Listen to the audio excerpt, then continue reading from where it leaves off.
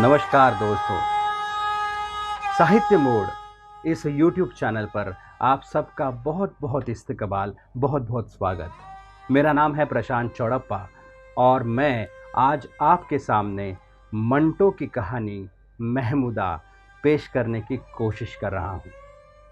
दोस्तों, 11 मई सादत हसन मंटो साहब का जन्मदिन होता है और इसी के मौके पर हम अपने YouTube चैनल पर उनकी अलग अलग कहानियाँ पेश करने जा रहे हैं। तो आइए सुनते हैं उनकी कहानी महमूदा।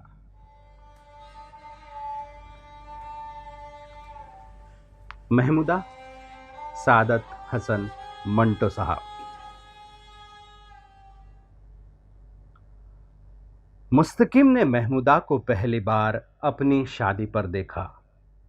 आरसी मसफ के रस्म अदा हो रही थी कि अचानक उसको बड़ी बड़ी गैर मामूली तौर पर बड़ी आंखें दिखाई दी। ये महमूदा की आंखें थी जो अभी तक कुंवारी थी। मुस्तकिम औरतों और लड़कियों के झुरमुट में घिरा था। महमूदा की आंखें देखने के बाद उसे कतन महसूस न हुआ कि आरसी मजहब की रस्म कब शुरू हुई और कब खत्म हुई।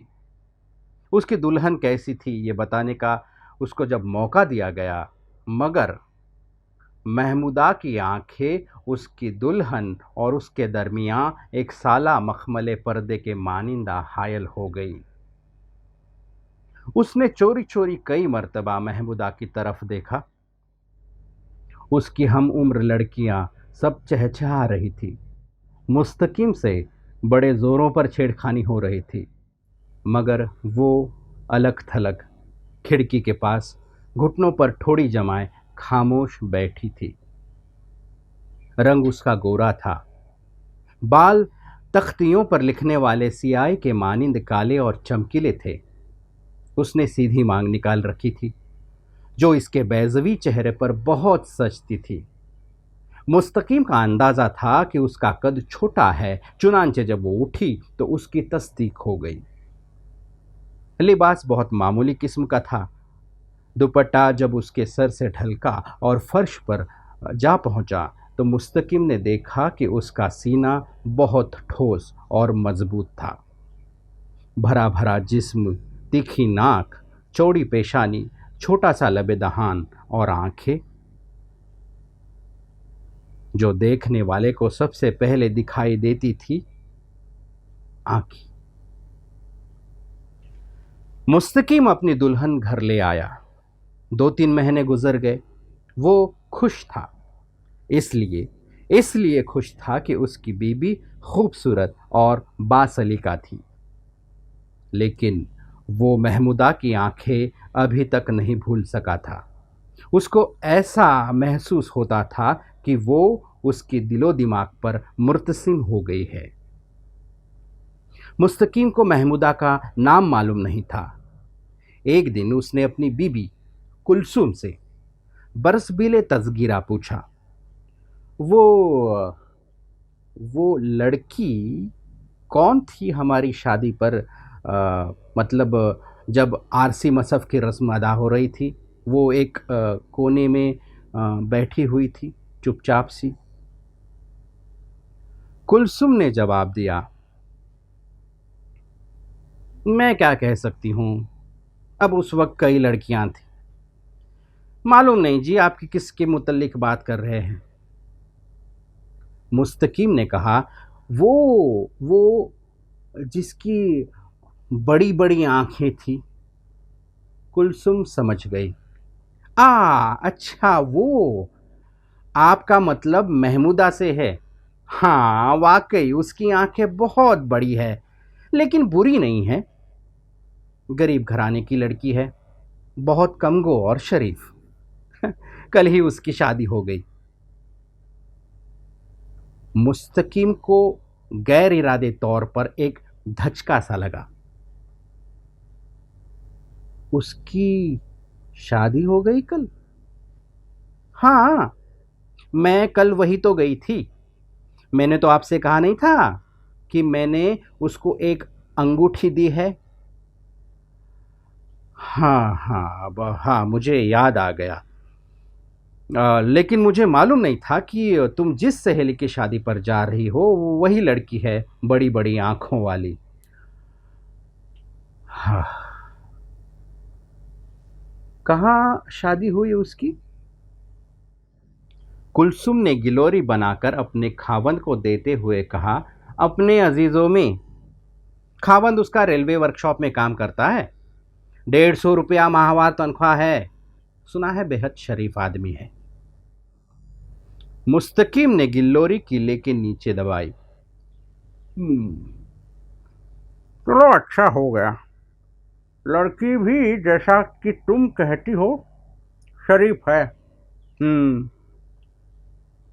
कुलसुम से न रहा, उसे ताजुब था कि उसका खाविन महमूदा में इतनी दिलचस्पी क्यों ले रहा है। हैरत है कि आपने उसको महज एक नज़र में देखने पर भी याद रखा। मुस्तकीम ने कहा, अब अब क्या कहें, उसकी आंखें कुछ ऐसी है कि आदमी भूल नहीं सकता। क्या मैं झूठ कह रहा हूं? हाँ? क्या मैं झूठ कह रहा हूं? कुलसुम दूसरा पान बना रही थी। थोड़े से वक्फे के बाद वो अपने खावन को मुखातब हुई। मैं उसके मुतालिक कुछ नहीं कह सकती। मुझे तो उसकी आंखों में कोई कशिश नज़र नहीं आती। मर्द न जाने किन निगाहों से देखते हैं। मुस्तकीम ने मुनासिब ख्याल किया कि इस मौजू पर अब मज़ीद गुफ्तगू नहीं होनी चाहिए, चुनांचे जवाब मुस्कुराकर वो उठा और अपने कमरे में चला गया। इतवार की छुट्टी थी, हसब मामूल उसे अपनी बीवी के साथ मैटिनी शो देखने जाना चाहिए था, मगर महमूदा का जिक्र छेड़कर उसने अपनी तबीयत मुकद्दर कर ली थी। उसने आराम कुर्सी पर लेटकर तिपाई पर से किताब उठाई जिसे वो 2 मर्तबा पढ़ चुका था। पहला वरक निकाला और पढ़ने लगा, मगर हर्फ गड़मड़ होकर महबूदा की आंखें बिन जाए। मुस्तकीम ने सोचा, शायद कुलसुम ठीक कहती थी कि उसे महमूदा की आंखों में कोई कशिश नज़र नहीं आती। हो सकता है किसी और मर्द को भी नज़र न आए, एक सिर्फ मैं हूं जिसे दिखाई दी है। पर क्यों? मैंने ऐसा कोई इरादा नहीं किया था। मेरी ऐसी कोई ख्वाहिश नहीं थी कि वो मेरे लिए पुरकशिश बन जाए। एक लहजे की तो बात थी, बस मैंने एक नज़र देखा और वो मेरे दिलो दिमाग पर छा गई। इसमें न उन आँखों का कसूर है, न मेरी आँखों का जिनमें से मैंने उन्हें देखा था। इसके बाद मुस्तकीम ने महमूदा की शादी के मुतालिक सोचना शुरू किया। तो हो गई उसकी शादी। चलो अच्छा हुआ। लेकिन दोस्त, ये क्या बात हो गई कि तुम्हारे दिल में हल्की सी टिस उठती है? क्या तुम चाहते थे कि उसकी शादी न हो, सदा कुंवारी रहे? क्योंकि तुम्हारे दिल में उससे शादी करने की ख्वाहिश तो कभी पैदा नहीं हुई। तुमने तो उसके मुतालिक कभी एक लहजे के लिए भी नहीं सोचा, फिर इतनी जलन कैसी? इतनी देर तुम्हें उसे देखने का कभी ख्याल नहीं आया, पर अब तुम क्यों उसे देखना चाहते हो? बफर्ज़ मुहाल देख भी लो तो क्या कर लोगे? उसे उठाकर अपनी जेब में रख लोगे? उसकी बड़ी बड़ी आंखें नोचकर अपने बटुए में डाल दोगे? बोलो ना, क्या करोगे? बोलो भाई, क्या करोगे? मुस्तकीम के पास इसका कोई जवाब नहीं था। असल में उसे मालूम ही नहीं था कि वो क्या चाहता है। अगर कुछ चाहता भी है तो क्यों चाहता है? महमूदा की शादी हो चुकी थी, वो भी सिर्फ एक रोज़ पहले, यानी उस वक्त जबकि मुस्तकीम किताब की वर्क गर्दानी कर रहा था। महमूदा यकीनन दुल्हनों के लिबास में या तो अपने मैके में या अपने ससुराल में शर्माई लजाई बैठी थी।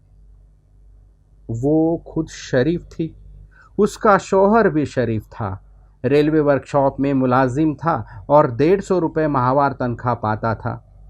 बड़ी खुशी की बात थी। मुस्तकीम दिली ख्वाहिश थी कि वो खुश रहे, सारी उम्र खुश रहे, लेकिन उसके दिल में जाने क्यों एक टीस सी उठती थी और उसे बेकरार बना जाती थी।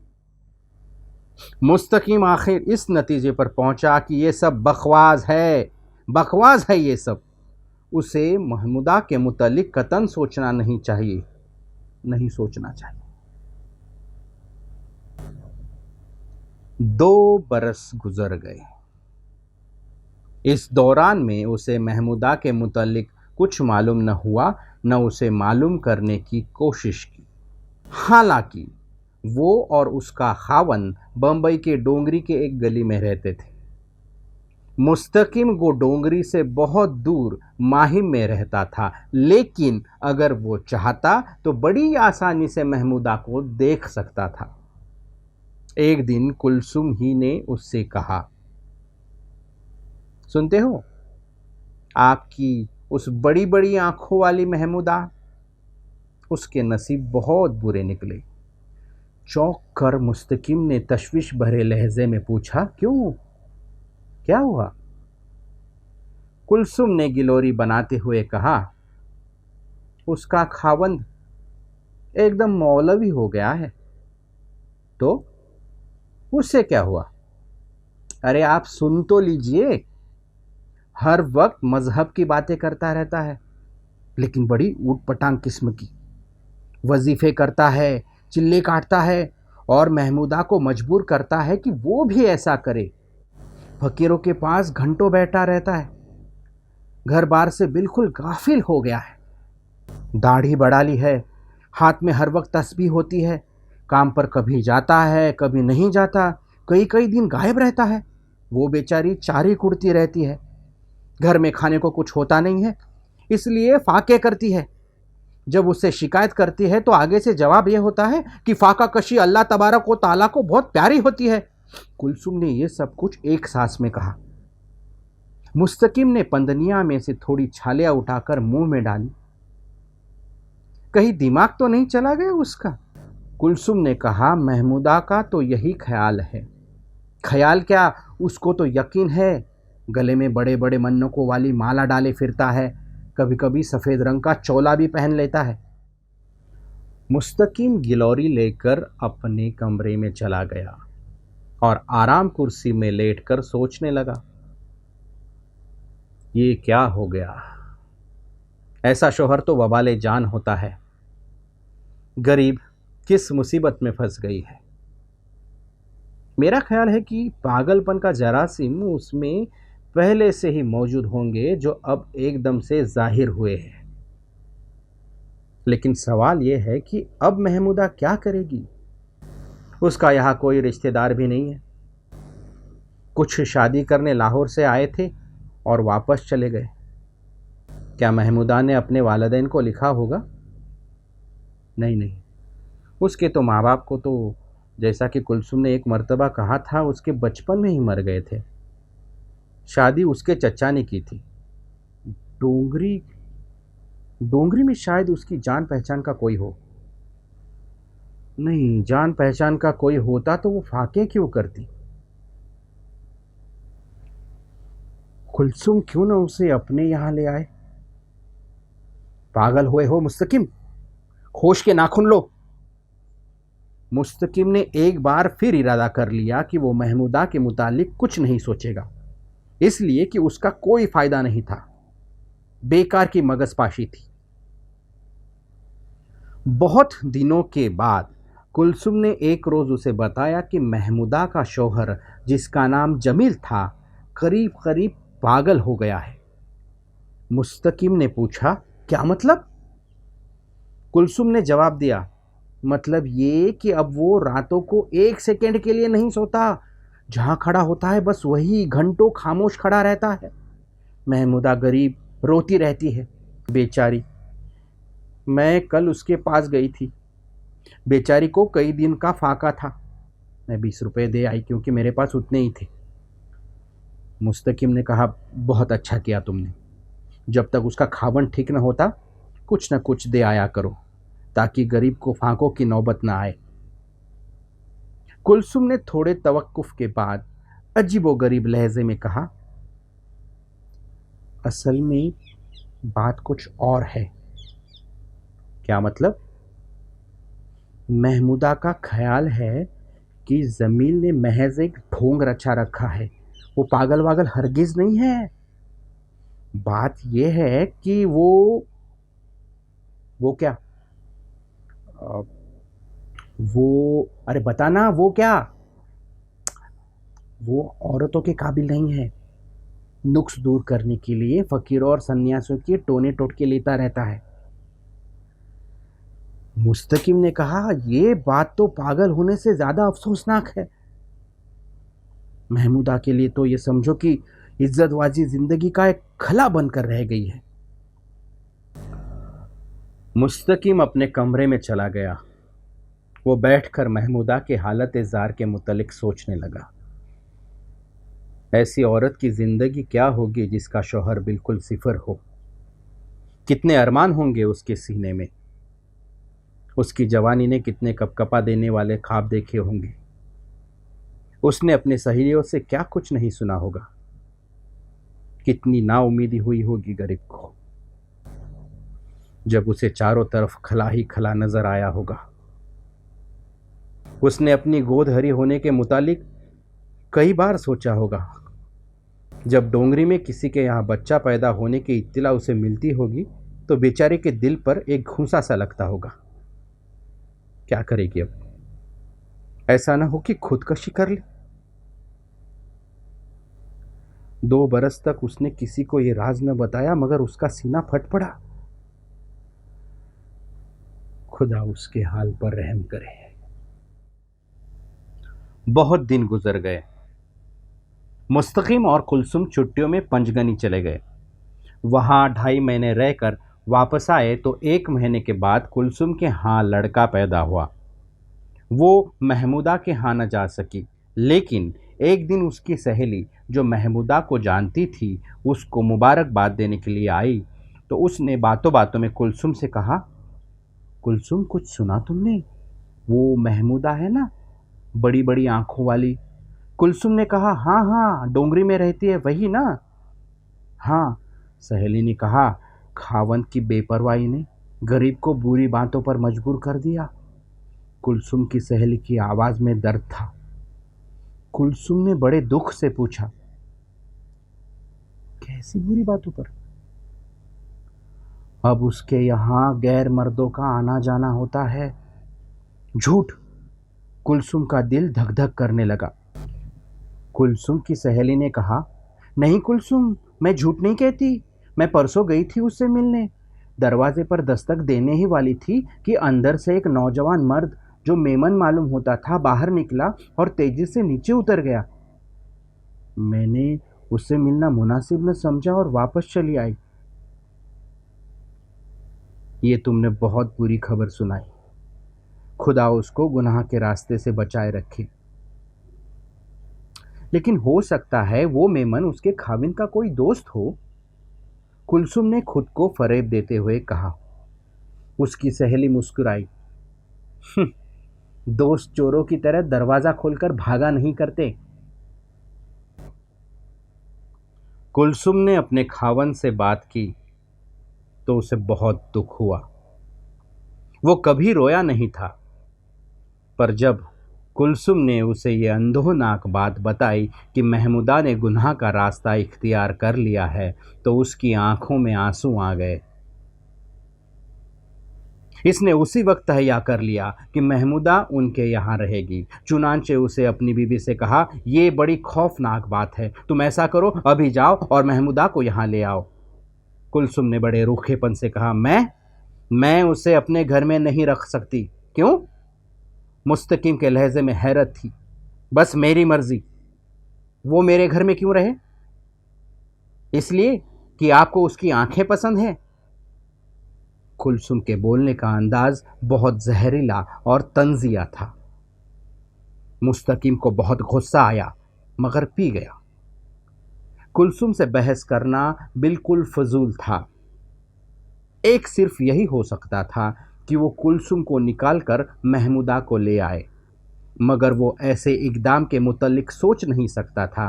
मुस्तकीम की नीयत कतन नेक थी, उसको इसका एहसास था। दरअसल उसने किसी गंदे ज़वैये निगाह से महमूदा को देखा ही नहीं था। अलबत्ता उसकी आंखें उसको वाकई पसंद थी, इतनी कि वो बयान नहीं कर सकता था। वो गुनाह का रास्ता इख्तियार कर चुकी थी। अभी उसने सिर्फ चंद कदम ही उठाए थे, उसको तबाही के गार से बचाया जा सकता था। मुस्तकीम ने कभी नमाज नहीं पढ़ी थी, कभी रोज़ा नहीं रखा था, कभी खैरात नहीं दी थी। खुदा ने उसको कितना अच्छा मौका दिया था कि वो महमूदा को गुनाह के रास्ते पर से घसीट कर ले आए और तलाक वगैरह दिलवा कर उसकी किसी और से शादी करा दे। मगर वो ये सवाब का काम नहीं कर सकता था, इसलिए कि वो बीबी का दबेल था। बहुत देर तक मुस्तकीम का ज़मीर उसको सरजनिश करता रहा। एक दो मर्तबा उसने कोशिश की कि उसकी बीबी रजामंद हो जाए, मगर जैसा कि मुस्तकीम को मालूम था, ऐसी कोशिशें लाहासिल थी।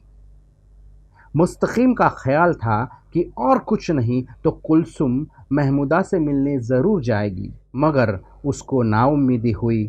कुलसुम ने उस रोज़ के बाद महमूदा का नाम तक न लिया। अब क्या हो सकता था? मुस्तकीम खामोश रहा। करीब करीब 2 बरस गुजर गए।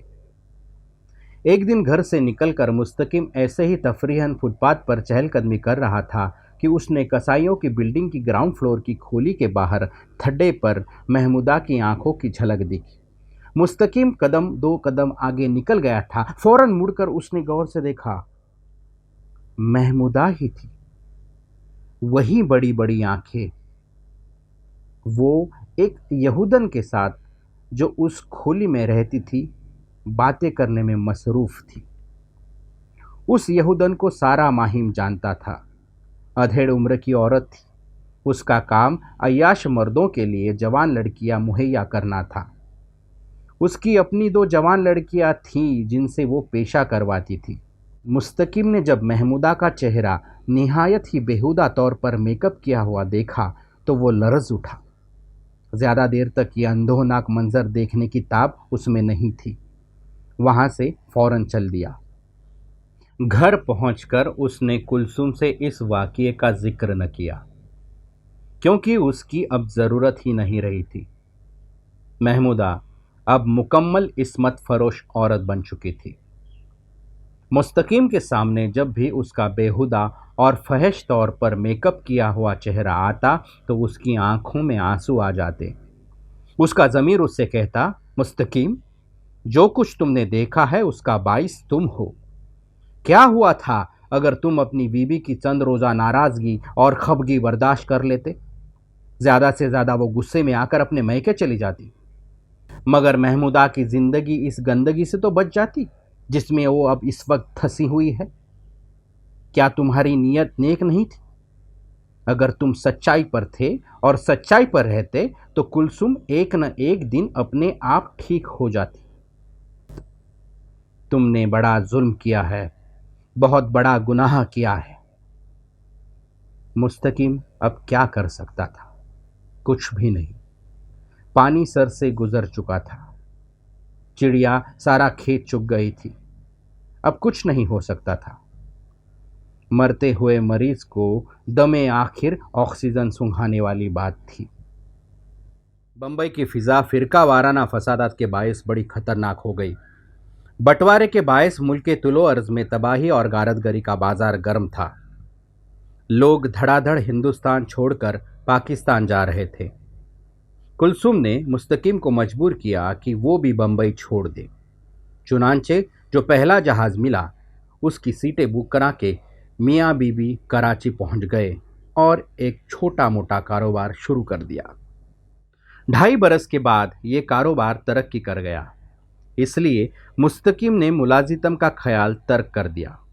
एक रोज़ शाम को दुकान से उठकर वो टहलता टहलता सदर जा निकला। जी चाहा कि एक पान खाए। 20-30 कदम के फासले पर उसे एक दुकान नजर आई जिस पर काफी भीड़ थी। आगे बढ़कर वो दुकान के पास पहुंचा। क्या देखता है कि महमूदा पान लगा रही है। झुलसे हुए चेहरे पर उसी किस्म का फहश मेकअप था। लोग उससे गंदे गंदे मजाक कर रहे थे और वो हंस रही है। मुस्तकीम के होशो हवास गायब हो गए। करीब था कि वो वहां से भाग जाए कि महमूदा ने उसे पुकारा, इधर आओ दूल्हा मियाँ, तुम्हें एक फर्स्ट क्लास पान खिलाए। हम तुम्हारी शादी में शरीक थे। मुस्तकिम बिल्कुल पथरा गया।